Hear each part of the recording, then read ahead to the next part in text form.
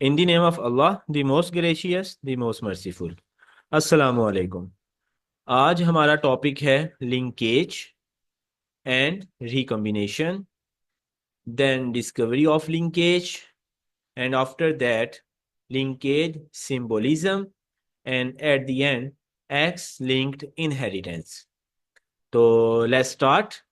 What is linkage? Linkage is the failure of two genes to assort independently, or tendency of genes or DNA sequences to be inherited together during meiosis phase of reproduction।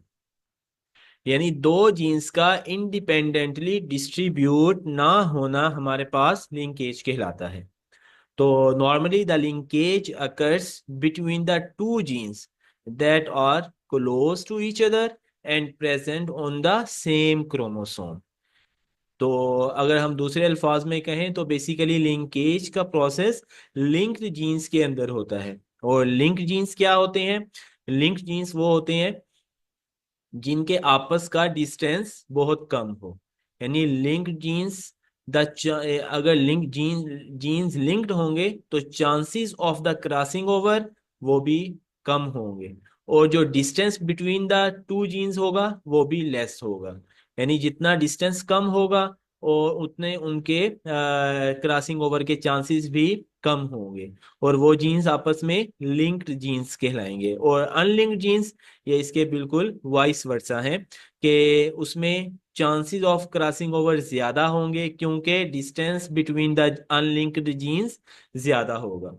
तो और यही unlinked jeans की ही बात की थी Mendel's ने अपने second law के अंदर। उसने कहा था genes for different fate assort independently. तो बेसिकली वो जीन्स अनलिंक्ड जीन्स थे। तो लिंकेज की फ्रीक्वेंसी जो है वो इनवर्सली प्रोपोर्शनल है डिस्टेंस बिटवीन द जीन्स।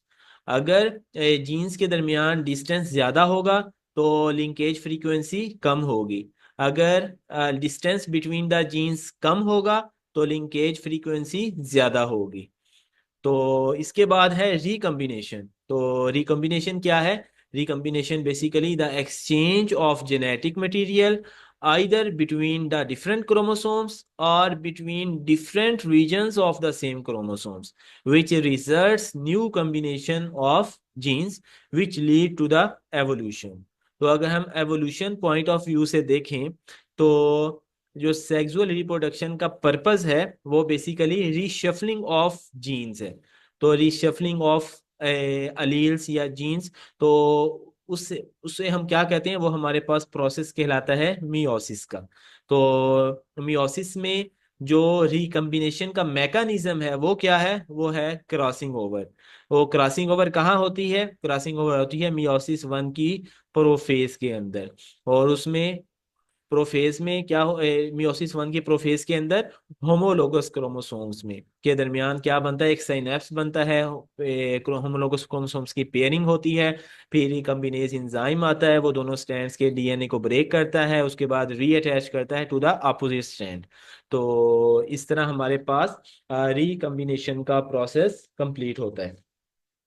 और जो रिकम्बिनेशन की फ्रीक्वेंसी है उसका फॉर्मूला क्या है? वो है total number of recombinant divided by total of springs और मल्टीप्लाइड बाय 100। और रिकम्बिनेशन फ्रीक्वेंसी का जो हमारे पास यूनिट है वो यूनिट है सेंटी मॉर्गन, और उसे हम किस तरह लिखते हैं? C small and M capital, centimorgan. अच्छा, फिर डिस्कवरी ऑफ लिंकेज। अच्छा, जो लिंकेज की डिस्कवरी में मल्टीपल साइंटिस्ट ने रोल प्ले किया था। उसमें सबसे पहले नाम आता है विलियम बैटसन और आर पुनेट का, जिन्होंने 1906 में लिंकेज को ऑब्जर्व किया था पी प्लांट्स के अंदर। उन्होंने पी प्लांट्स के दो जीन्स लिए थे, एक फ्लावर कलर के लिए, दूसरा पोलन की शेप के लिए। और उन्होंने उन्हें अनयूजुअल नंबर ऑफ फिनोटाइप्स मिली एज कंपेयर टू द, जब उन्होंने मेंडल्स के एक्सपेरिमेंट के साथ अपने एक्सपेरिमेंट को कंपेयर किया। तो जिससे उन्होंने सस्पेक्ट किया कि बेसिकली ये जो अलील्स हैं ये लिंक्ड हैं, जिसकी वजह से उन्हें वो रिजल्ट्स नहीं मिले जो मेंडल्स ने अपनी सेकंड लॉ में बताए थे। तो अब थोड़ा सा मेंडल्स के लॉज को डिस्कस करते हैं। फिर मेंडल्स का जो फर्स्ट लॉ था, जिसे लॉ ऑफ सेग्रीगेशन भी कहते हैं, वो क्या कहता है? वो कहता है alleles of a gene segregate independently during gamete formation. और जो सेकंड लॉ था, इंडिपेंडेंट असॉर्टमेंट, वो क्या कहता है? वो कहता है genes for different trade assort independently during gamete formation. और बेसिकली जो यहाँ ये जीन्स की बात हुई है, ये अनलिंक्ड जीन्स थे। और लकीली जिन ट्रेड्स को मेंडल्स ने एक्सपेरिमेंट में डिस्कस किया था, वो अनलिंक्ड जीन्स के ऊपर ही थे। यानी उन्हें वो ट्रेड्स आते थे अनलिंक्ड जीन्स के एक्सप्रेशन से। तो जिसकी वजह से मेंडल्स का जो एक्सपेरिमेंट था, वो लकीली उसने अनलिंक्ड जीन्स चूज किए, और वो स्मूथली उसका एक्सपेरिमेंट चलता रहा, जो भी उसने ऑब्जर्वेशंस दी थी। तो इसकी जो रेशो आई थी सेकंड लॉ की, वो क्या थी? 9:3:3:1। अब हम थोड़ा सा बैट्सन और पुनेट के काम को भी डिस्कस करते हैं। जैसा हमने पहले बताया कि उन्होंने फ्लावर कलर का जीन लिया था और दूसरा पोलन शेप का जीन लिया था।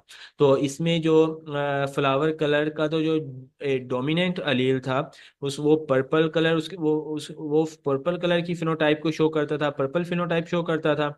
और जो रिसेसिव अलील था फ्लावर कलर का, वो रेड फिनोटाइप को शो करता था। इसी तरह जो पोलन शेप थी, उसमें जो पोलन शेप का डोमिनेंट अलील था, वो लॉन्ग फिनोटाइप को शो करता था। और जो पोलन शेप का रिसेसिव अलील था, वो राउंड फिनोटाइप को शो करता था। तो जब बैट्सन और पुनीत ने क्रॉस किया पेरेंट जनरेशन का, तो उसके बाद उनके पास F1 जनरेशन आई, जिसमें P कैपिटल, P स्मॉल और L कैपिटल और L स्मॉल था। फिर जब इस F जनरेशन का सेल्फ क्रॉस किया, तो उसके बाद F2 जनरेशन आई। तो F2 जनरेशन में ये उनके रिजल्ट्स थे, जिसमें जो पर्पल लॉन्ग 284 था, और जो नंबर था पर्पल राउंड का वो 21 था, जो रेड लॉन्ग का नंबर था वो 21 था, और जो रेड राउंड का नंबर था वो 55 था। तो ये उनके पास नंबर्स आए थे जो डिफरेंट थे मेंडल्स की रेशियो से, क्योंकि according to the Mendel second law of independent assortment, जो रेशियो आनी चाहिए थी वो पर्पल लॉन्ग की 216, पर्पल राउंड की 72, रेड लॉन्ग की 72 और रेड राउंड की 24। तो इसे पुनिट और बैट्समैन ने ये कंक्लूड किया कि बेसिकली जो जीन्स थे, जो पर्पल और लॉन्ग या रेड और राउंड, ये जीन्स आपस में लिंक्ड थे, जिसकी वजह से इन्होंने आपस में एक दूसरे, ये ड्यूरिंग गैमीट फॉर्मेशन ये असॉर्ट नहीं हुए इंडिपेंडेंटली, जिसकी वजह से इसकी और इसकी रेशो हमारे पास, उनके पास ज्यादा आई। तो जो उसके बाद थॉमस हंट मॉर्गन ने भी 1910 में उसने भी प्रूव किया, उसने लिंकेज की थ्योरी को इन ड्रोसोफिला मेलानोगैस्टर यानी फ्रूट फ्लाइज के अंदर। तो उसने ये उसके एक्सपेरिमेंट से ये शो हुआ कि जो लिंकेज जो अकर्स होती है, जो लिंकेज होती है, वो उस वक्त होती है when genes are located close together on the same chromosome. और उसने फिर ये भी एस्टेब्लिश किया कि the genes are arrange linearly on chromosomes. और उसने इस बात को भी एक्सप्लेन किया कि how the closer two genes are, the more likely they are to be inherited together, कि जितना वो आपस में एक दूसरे के क्लोज होंगे, उनके एक साथ इनहेरिट होने के, एज अ यूनिट इनहेरिट होने के चांसेस ज्यादा होंगे। और ये जो रिकम्बिनेशन फ्रीक्वेंसी का यूनिट सेंटी मॉर्गन रखा गया, वो बेसिकली थॉमस एंड मॉर्गन के नाम पर ही इसे ऑनर पेश करने के लिए फ्री कम्बिनेशन फ्रीक्वेंसी के का यूनिट सेंटी मॉर्गन रखा गया था। उसके बाद हमारा टॉपिक है लिंकेज सिंबोलिज्म। ये बेसिकली एक linkage symbolism is a method to in genetics to represent the arrangement of linked genes. तो जिस तरह ये हमारे पास क्रॉस है, जो नॉर्मली हम मेंडल्स के लॉ में क्रॉस करते हैं, ये बेसिकली क्रॉस होता है अनलिंक्ड जीन्स के लिए, और ये लिंक्ड जीन्स के लिए ये क्रॉस वैलिड नहीं है। तो लिंक्ड जीन्स को लिखने के हमारे पास जो तरीके हैं, उसमें सबसे पहले है कि हम 2 लाइंस ड्रॉ करते हैं, और ईच साइड के के ऊपर हम क्रोमो अलील्स को शो करते हैं, और ये ईच लाइन बेसिकली ये होमोलोगस क्रोमोसोम्स को शो करती है। तो नॉर्मली ये डिप्लॉइड कंडीशंस को और या बोथ होमोलोगस क्रोमोसोम्स को, और इसमें एक जो होमोलोगस क्रोमोसोम है वो पेरेंटल अलील्स के ऊपर मुश्तमिल होता है, यानी दोनों पेरेंट्स के एलील्स इसके ऊपर मौजूद होते हैं। और उसके बाद हमारे पास हम एक लाइन से भी जाहिर करती हैं, सिंगल लाइन नोटेशन भी होती है, जिसमें ये नॉर्मली हप्लाइड कंडीशन होती है, और इसमें ये सिंगल क्रोमोसोम मैपिंग के अंदर यूज होती है। और इसके अंदर हम अलील्स को इस तरह शो करते हैं कि कैपिटल ए और उसका स्मॉल ए जो उसका रिस्पेक्टिव अलील है, और इसी तरह कैपिटल बी और स्मॉल बी। और अगर इन टेक्स्ट लिखना हो, इन टेक्स्ट लिखने के लिए यानी टेक्स्ट के अंदर लिखने के लिए जो हमारे पास तरीका है वो है स्लैश वाला। उसमें हम दोनों जो अलील्स हैं उसको हम उन्हें सेपरेट करते हैं एक स्लैश के थ्रू, और ये स्लैश बेसिकली होमोलोगस क्रोमोसोम्स को रिप्रेजेंट करती है। फिर इसमें ऐसा होता है कि इसमें दो कंडीशंस हैं, कपलिंग या रिपल्शन। अगर डोमिनेंट अलील्स एक ही साइड पे हों और रिसेसिव अलील्स दूसरी साइड पे हों, तो उस कंडीशंस को हम कपलिंग या सिस फेस कहते हैं। और दूसरा है कि अगर दोनों साइड के ऊपर डोमिनेंट और रिसेसिव अलील दोनों मौजूद हों दोनों साइड्स के ऊपर, तो उसे हम रिपल्शन या ट्रांसफेस कहते हैं। और हमारा आज का लास्ट टॉपिक है एक्स लिंक्ड इनहेरिटेंस।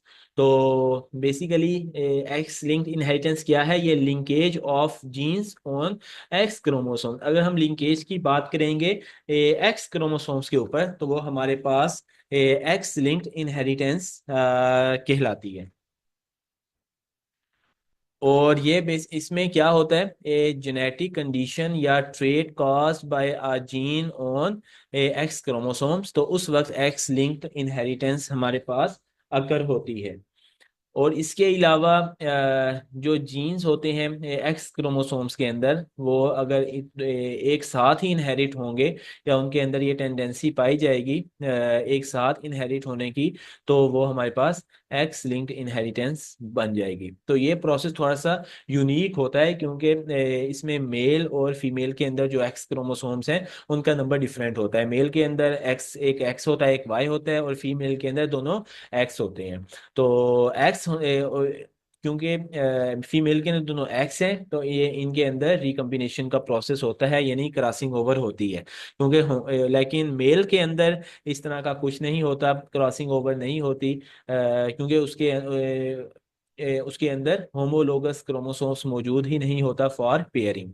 तो ये हमारे पास ये एक्स क्रोमोसोम है और ये मेल के अंदर वाई क्रोमोसोम है। तो इनका एक्स का साइज थोड़ा बड़ा होता है और वाई का साइज छोटा होता है। तो इनके अंदर आपस में रिकम्बिनेशन नहीं होता, क्रॉसिंग ओवर नहीं होती, क्योंकि इनके ऊपर मुख्तलिफ जीन्स मौजूद होते हैं। तो सिवाय एक रीजन इनके अंदर होता है जिसे हम सूडो ऑटोसोमल रीजन कहते हैं। तो इस रीजन के ऊपर सिमिलर जीन्स मौजूद होते हैं, और इन यही आपस में इनके अंदर रिकम्बिनेशन होती है जस्ट इसी रीजन के अंदर। उसके बाद जो हमारे पास डबल एक्स है, वो एक्सप्रेस होता है एक्स लिंक्ड रिसेसिव जीन्स, उसमें दोनों कॉपीज मौजूद होती हैं। लेकिन जो एक्स वाई है वो more likely to be affected by the X linked recessive conditions. यानी बेसिकली अगर रिसेसिव एक्स लिंक्ड रिसेसिव जो डिजीजेस हैं उनके अंदर वो ज़्यादा होने के चांसेस होते हैं मेल के अंदर, और फीमेल के अंदर उसके चांसेस कम होते हैं। तो इसकी एग्जांपल में हमारे पास एक हीमोफीलिया डिजीज आ जाती है, जिसके अंदर ब्लड क्लॉट नहीं होता, क्लॉटिंग रुक जाती है ब्लड की। और हीमोफीलिया की हमारे पास दो टाइप्स होती हैं, हीमोफीलिया ए और हीमोफीलिया बी। लेकिन जो मोस्ट कॉमन है वो हीमोफीलिया ए है, और वो रेस्पॉन्सिबल होता है, उसके अंदर जो जीन्स रोल प्ले करता है वो F1 जीन होता है, F8 जीन सॉरी। और अगर हीमोफीलिया बी जो रेयर कंडीशन है उसके अंदर जो रोल प्ले करता है वो जीन F9 जीन होता है। और इसी तरह हमारे पास कलर ब्लाइंडनेस है, जिसके अंदर रेड और ग्रीन कलर की ब्लाइंडनेस हो जाती है, यानी वो कलर आप नहीं देख सकते, यानी जिनको कलर ब्लाइंडनेस होती है। तो उसके अंदर जो जीन इन्वॉल्व होते हैं वो उसके अंदर भी दो जीन्स इन्वॉल्व होते हैं, एक है OPN1LW और दूसरा है OPN1MW।